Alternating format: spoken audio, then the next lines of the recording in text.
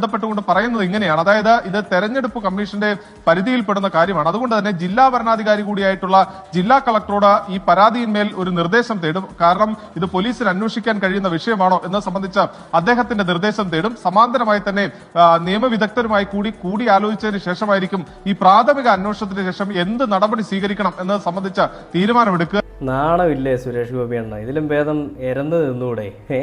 ഇങ്ങനെ ജയിക്കാനൊക്കെ ആണെങ്കിൽ തൃശ്ശൂർ എനിക്ക് വേണം, ഞാൻ എടുക്കുവാണെന്ന് പറഞ്ഞുകൊണ്ട് പലപ്പോഴായിട്ട് പ്രസ്താവനകൾ നടത്തിയിട്ട് ആരും തൃശ്ശൂർ കൊടുക്കാതിരുന്നപ്പോൾ ഈ പിള്ളേരെ പോലെ പിടിവാശി കാണിച്ചെടുത്ത രീതിയിലാണ് ഈ പറയുന്ന MP സ്ഥാനം കരസ്ഥമാക്കിയിട്ടുള്ളതെങ്കിൽ അത് തിരിച്ചു കൊടുത്തിട്ട്, അല്ലെങ്കിൽ അത് അർഹനായ വ്യക്തിക്ക് തിരിച്ചു കൊടുത്തിട്ട്, അല്ലെങ്കിൽ റീ ഇലക്ഷന് വേണ്ടിയിട്ട് തയ്യാറായിട്ട് നിങ്ങൾ മര്യാദയ്ക്ക് ഇരിക്കണം എന്നാണ് കേരളത്തിലെ ജനങ്ങൾക്ക് പറയാനുള്ളത്. അതിനാണ് ഞാൻ പറയുന്നത്.